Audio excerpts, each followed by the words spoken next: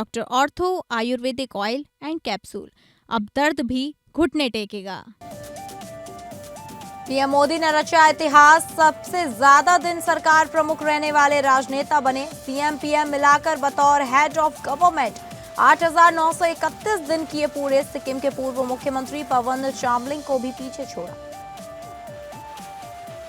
UP में आज 1,228 नवचयनित nursing अधिकारियों को मिला नियुक्ति पत्र। लखनऊ में सीएम योगी ने खुद 492 को दिया नियुक्ति पत्र। उत्तर प्रदेश के 13 मेडिकल कॉलेजों में मिलेगी तैनाती। इजरायल के सबसे बड़े परमाणु प्लांट वाले शहर डिमोना पर ईरानी का मिसाइली हमला। डिफोना में फेल हुआ Israeli air defence system. Iran ने नतांज परमाणु केंद्र पर हुए हमले का प्रतिशोध बताया। अमेरिकी राष्ट्रपति ट्रंप ने हॉर्मुज स्ट्रेट को 48 घंटे के अंदर खोलने की दी चेतावनी। 22 देशों की ईरान से हॉर्मुज पर एक साथ वार्निंग देकर अपील। संयुक्त बयान जारी कर ईरान से हमले रोकने और हॉर्मुज को बहाल करने की अपील। 22 देशों कमर्शियल जहाजों पर हमलों को अंतर्राष्ट्रीय सुरक्षा के लिए गंभीर खतरा बताया। हमलों से ग्लोबल सप्लाई चेन बाधित। जंग के बीच भारत की दमदार कूटनीति। अमेरिका के टेक्सास से निकला जहाज पिक्सिस पायनियर मंगलुरु बंदरगाह पर रविवार सुबह पहुंचा। भारत ने हॉर्मुज पर निर्भरता कम करने के लिए अमेरिका से एलपीजी की आपूर्ति को बढ़ावा दिया।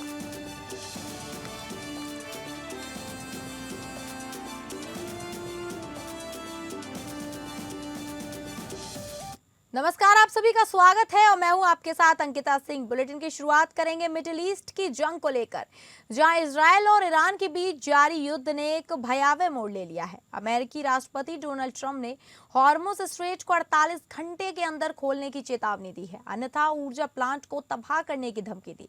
उधर ईरानी मिसाइल हमलों से इजरायल दहल गया है। ईरान की एक बैलिस्टिक मिसाइल दक्षिण इजरायल के शहर डिमोना पर जा गिरी।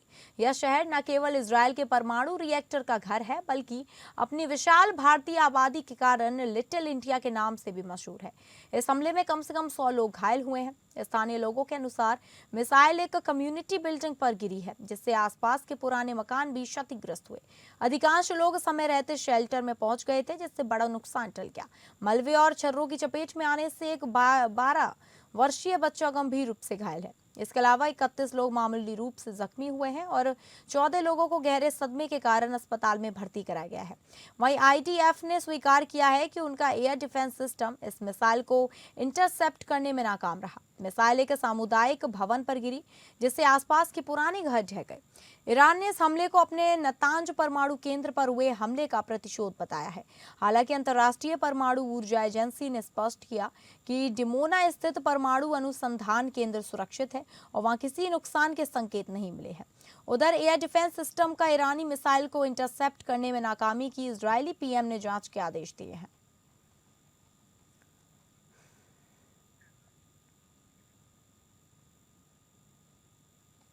मिडिल ईस्ट में युद्ध और दुनिया में क्रूड गैस सप्लाई के लिए सबसे महत्वपूर्ण समुद्री रूट हॉर्मुज स्ट्रेट में हमलों से रुकावट से तेल संकट गहराता हुआ नजर आ रहा है। अब जापान से जर्मनी तक और ब्रिटेन से यूएई तक 22 देशों ने ईरान से हमले रोकने और हॉर्मुज को बहाल करने की अपील की है। ईरान से हॉर्मुज स्ट्रेट को खोलने की अपनी करने वाले देशों में संयुक्त UAE, Bahrain, Britain, Germany, France, Japan, दक्षिण कोरिया और ऑस्ट्रेलिया के साथ अन्य देश भी शामिल हैं। सभी देशों ने ईरानी सेना द्वारा हॉर्मुज प्रभावी रूप से बंद किए जाने पर चिंता जताई और संयुक्त बयान जारी कर बड़ी चेतावनी भी दी है। बयान में कमर्शियल जहाजों पर हमलों और रूट बंद किए जाने को अंतर्राष्ट्रीय शांति और सुरक्षा के लिए गंभीर खतरा बताया गया है।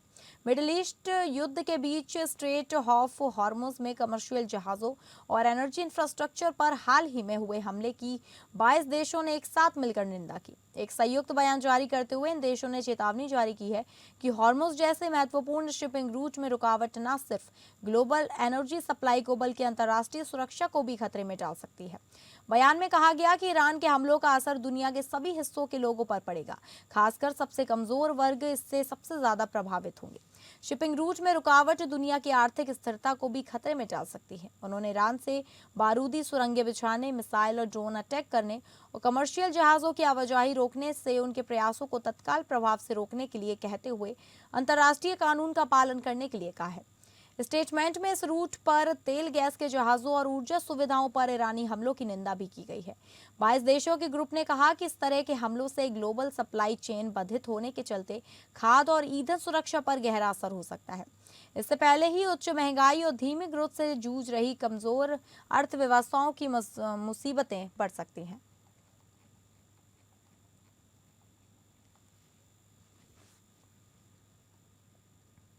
मिडिल ईस्ट में जंग की वजह से हालात खराब हैं। ईरान और इजराइल अमेरिका के बीच जंग छिड़ी है और इस जंग का सबसे बड़ा असर पड़ा है हॉर्मुज की खाड़ी पर। वो पतला समुद्री रास्ता जिससे दुनिया का 20% तेल और गैस गुजरता है। भारत ने हॉर्मुज की खाड़ी पर निर्भरता कम करने के लिए अमेरिका से एलपीजी की आपूर्ति को बढ़ावा दिया है। इसका परिणाम यह हुआ कि अमेरिका के टॉक्सिस से निकला जहाज पिक्सिस पायनियर मंगलुरु बंदरगाह पर रविवार सुबह पहुंच गया। यह अकेला नहीं है। 25 मार्च को अपोलो ओशियन 26,687 टन गैस लेकर आएगा। इंडियन ऑयल और भारत पेट्रोलियम के लिए 29 मार्च को अमेरिका से एक जहाज 30,000 टन गैस लेकर आएगा। यह एचपीसीएल के लिए है।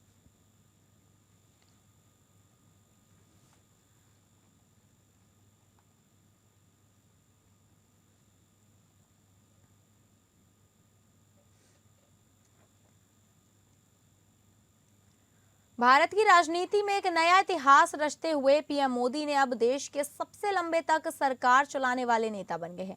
उन्होंने सिक्किम के पूर्व मुख्यमंत्री पवन चामलिंग को पीछे छोड़ दिया।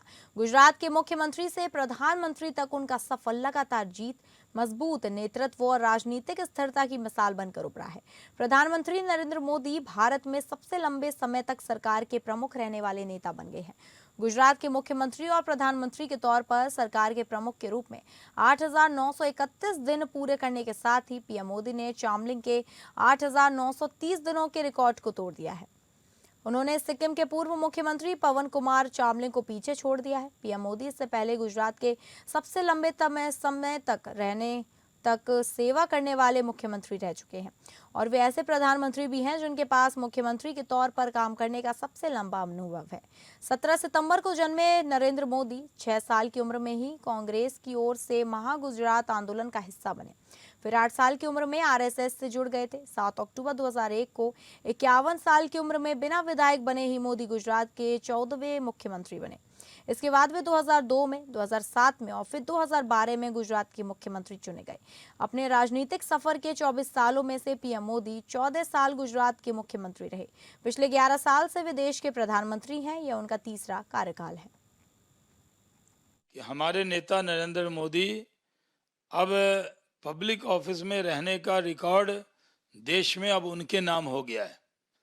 लगातार मुख्यमंत्री और प्रधानमंत्री रहते हुए 8,931 दिन से ज़्यादा वो ऑफिस में बैठ गए हैं और ये रिकॉर्ड इतना बड़ा बनने वाला है कि देश में सबसे लंबे काल तक प्रधानमंत्री का रिकॉर्ड उनके नाम होगा।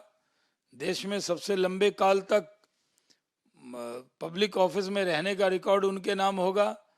देश की कई चीज़ों का रिकॉर्ड उनके नाम है। कांग्रेस के ज़माने में जो पॉकेट था वो छोटा था। गैस सिलेंडर देते थे तो कितने लोगों को देते थे। प्रदेश की योगी सरकार युवाओं को रोजगार और स्वास्थ्य सेवाओं को मजबूत करने के मिशन पर तेजी से आगे बढ़ रही है। इसी कड़ी में आज प्रदेश के एक नवचयनित नर्सिंग 228 अधिकारियों को नियुक्ति पत्र वितरित किए गए।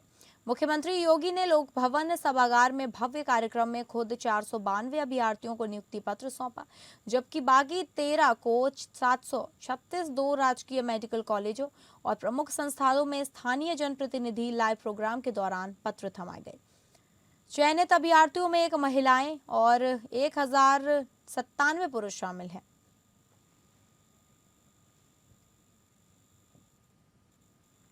क्या स्थितियां थी 17 के पहले?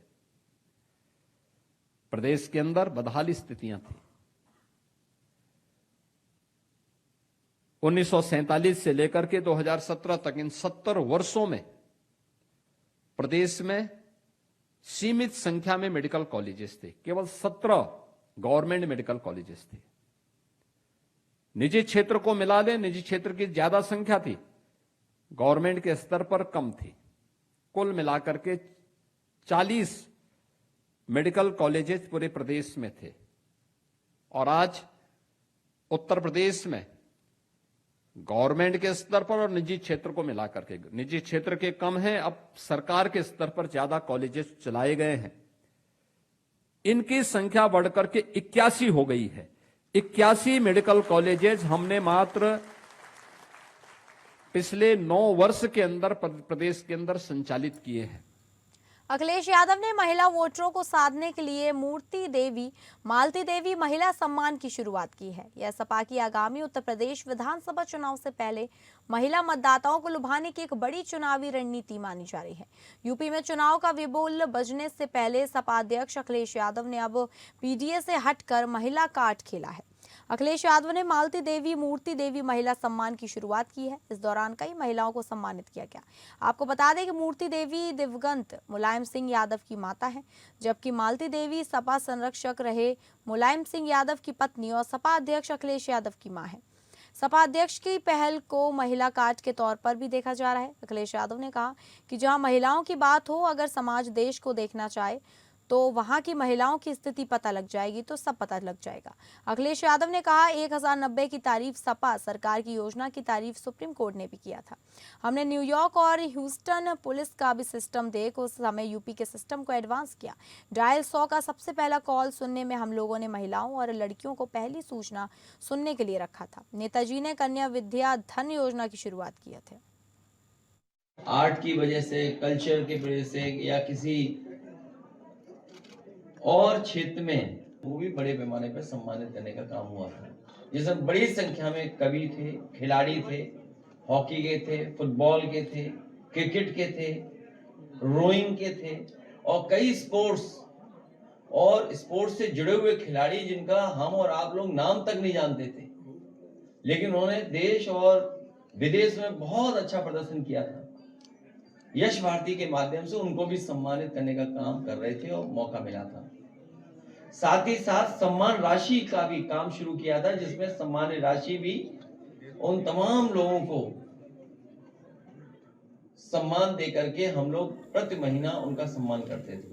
सीएम पुष्कर सिंह धामी ने कहा कि कांग्रेस को कटखड़े में खड़ा करते हुए कहा कि तुष्टीकरण की राजनीति के लिए इनके राज में देवभूमि को डेमोग्राफी को बदला गया। समाज के लिए नसूर कहे जाने वाले दंगाइयों में इन्हें वोट बैंक नजर आता है। यही वजह है कि लैंड जिहाद करने वाले लोग इन्हें पसंद आते हैं। वनभूलपुरा का उदाहरण सबके सामने है, मगर भाजपा शासन में दंगाई मानसिकता के लोगों के विरुद्ध ऐसी कड़ी कार्रवाई की जा रही है कि आज कोई भी व्यक्ति सरकारी जमीनों पर कब्जा करने से पहले 100 बार सोचता है। सीएम धामी ने कांग्रेस पर तुष्टीकरण की राजनीति और देवभूमि की डेमोग्राफी बदलने का आरोप लगाया। राज्य सरकार के 4 साल पूरे होने पर आयोजित कार्यक्रम के दौरान सीएम धामी ने कहा कि पीएम मोदी के नेतृत्व में भारत पूर्णतः विश्व गुरु बनने की दिशा में आगे बढ़ रहा है। मैं आज इस मंच के माध्यम से यह भी उनसे पूछना चाहता हूं कि जब घुसपैठियों को यहां बसाया गया था तब आप लोग कहां थे? जब युवाओं को भविष्य नकल माफिया बर्बाद कर रहे थे तब आप कहां थे? जब देवभूमि की पहचान बदली जा रही थी तब आप चुप क्यों थे? भाइयों बहनों, कांग्रेस के लोग मेरे इन सवालों का जवाब नहीं दे सकते, क्योंकि उन्हें लैंड जिहाद करने वाले अच्छे लगते हैं। उन्हें दंगा करने वालों में अपना वोट बैंक दिखाई देता है। उन्हें इस प्रकार के शब्द अच्छे लगते हैं। ये लोग तब भी हमारा विरोध करते हैं जब हम राज्य में पहली बार राज्यवासियों की भावनाओं के अनुरूप सख्त भू कानून लागू करते हैं। ये लोग तब भी हमारा विरोध करते हैं जब हम मदरसा बोर्ड समाप्त करके सभी मदरसों को सरकारी बोर्ड के अधीन लाने का प्रयास करते हैं। आखिर ये लोग क्यों उत्तराखंड का विकास नहीं चाहते? ये प्रश्न केवल मेरा नहीं है, ये प्रश्न हमारे समूचे उत्तराखंड वासियों का है। आखिर क्यों ये लोग संतुष्टीकरण की जगह तुष्टीकरण की नीति बनाए रखना चाहते हैं? यदि हमको पुष्कर धामी के बारे में कुछ कहना हो तो मैं कह सकता हूं, हमारा धामी यह साधारण धामी नहीं है, बल्कि हमारा धामी यह धाकड़ धामी। और बहनों भाइयों, जब यह पुष्कर जी भाषण दे रहे थे और उन्होंने अपने 4 वर्षों के कार्यकाल में क्या किया है, इसको मैं सुन रहा था तो मैं इस नतीजे पर पहुंचा कि अब यहां के मुख्यमंत्री पुष्कर धामी को केवल धाकड़ धामी नहीं कहा जाना चाहिए, बल्कि यहां के मुख्यमंत्री पुष्कर सिंह धामी को अब धुरंधर धामी कहा जाना चाहिए, धुआंधार इन्होंने काम किया। उत्तराखंड के गदरपुर के विधायक अरविंद पांडे ने मंत्री पद को लेकर चल रही चर्चाओं पर अपनी स्थिति स्पष्ट कर दी है। उन्होंने साफ कहा कि वह कभी भी मंत्री पद की दौड़ में शामिल नहीं थे। गदरपुर विधायक अरविंद पांडे ने मीडिया से बातचीत के दौरान कहा कि पार्टी नेतृत्व द्वारा जिन 5 नेताओं को मंत्री पद की जिम्मेदारी दी गई है वे सभी योग्य और अनुभवी हैं। उन्होंने कहा कि संगठन जो भी निर्णय लेता है वह पूरी तरह से सोच समझ कर लिया जाता है और वह पार्टी के फैसले का सम्मान भी करते हैं। मैं कभी भी मंत्री पद की दौड़ में नहीं था। जिन 5 लोगों को मंत्री बनाया जा रहा है वे सभी योग्य हैं और पार्टी ने सही निर्णय लिया है। से त्रस्त होके ये लोग सब भारतीय जनता में पार्टी में शामिल हुए और पार्टी में शामिल होने के बाद कमल के फूल पे ये लोग चुनाव जीते हैं। तो ये कांग्रेसी नहीं है, ये भारतीय जनता पार्टी के कार्यकर्ता हैं, भारतीय जनता पार्टी के विधायक हैं, हमारे परिवार के सदस्य हैं। इसलिए कांग्रेस का उनको व्यक्ति कहना गलत है। भारतीय जनता पार्टी का कार्यकर्ता देश को समझता है, मोदी जी को समझता है, अपनी पार्टी की रीति नीति को समझता है। हम व्यक्तिवादी परंपराओं में विश्वास नहीं रखते और इसलिए हमारे कार्यकर्ता इतने छोटे मन का कोई नहीं हो सकता। बिहार के सुपौल जिले में मुजफ्फरपुर जिला बल की एक महिला कांस्टेबल ऋतु कुमारी ने संदिग्ध परिस्थितियों में आत्महत्या कर ली। उनका शव किशनपुर ब्लॉक परिसर के एक अनुपयोगी बाथरूम में दुपट्टे से लटका हुआ पाया गया। ऋतु मूल रूप से भोजपुर आरा की रहने वाली थी और वर्तमान में भीमनगर स्थित बीएमपी कैंप में ट्रेनिंग के लिए आई हुई थी। आपको बता दें कि शनिवार रात ऋतु का शव उस बाथरूम में मिला जहां चुनावी सामग्री रखी हुई थी। पुलिस ने मौके से उनका मोबाइल फोन और कुछ नोट्स भी बरामद किए हैं। कोसी रेंज के डीआईजी कुमार आशीष और एसपी शरद आरएस ने घटनास्थल का मुआयना किया। एफएसएल की टीम ने वैज्ञानिक साक्ष्य जुटाए। पुलिस पारिवारिक विवाद, काम का तनाव और प्रेम प्रसंग जैसे सभी पहलुओं पर जांच कर रही है।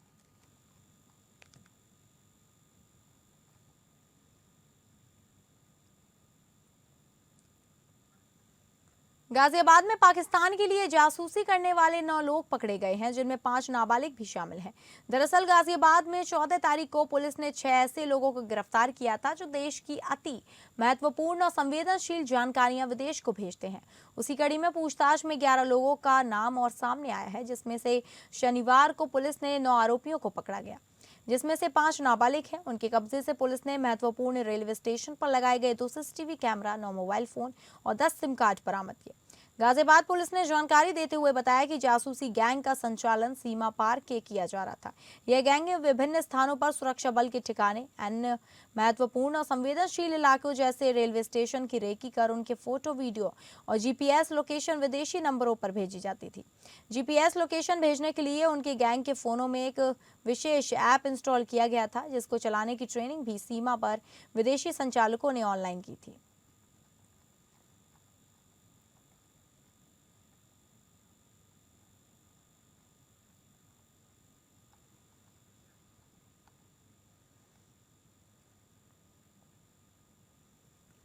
लोक आस्था और सूर्य उपासना का 4 दिवसीय महापर्व चैती छठ आज से शुरू हो गया है। आज नहाए खाए है। पटना सिटी के तमाम गंगा घाटों पर सुबह से ही श्रद्धालुओं का तांता लगा हुआ है। श्रद्धा और भक्ति के साथ छठ व्रती महिलाएं गंगा में डुबकी लगा रही हैं और भगवान भास्कर की आराधना कर अपने 36 घंटे के निर्जला उपवास का संकल्प ले रही हैं। पटना सिटी के गंगा घाटों पर आज सुबह से ही भक्ति का माहौल है। नहाए खाए के साथ ही छठ व्रतियों का कठिन समय, इस कठिन नियम धर्म शुरू हो चुका है। स्नान के बाद छठ व्रती महिलाएं अपने साथ पीतल के पात्रों में पवित्र गंगा जल लेकर घर लौट रही हैं, जिसका उपयोग पूजा का विशेष प्रसाद बनाने में किया जाएगा। आपको बता दें कि धार्मिक मान्यताओं के अनुसार इस पर्व का इतिहास महाभारत काल से जुड़ा है। कहा जाता है कि सूर्यपुत्र कर्ण ने सूर्य की उपासना कर अपार शक्ति प्रदान की थी। वहीं एक अन्य मान्यता के अनुसार जब पांडव अपना राजपाट हार गए थे, तब द्रौपदी ने छठ व्रत किया था, जिसके फलस्वरूप पांडवों को अपना खोया हुआ वैभव वापस मिला। तो फिलहाल इस बुलेटिन में इतना ही। नमस्कार।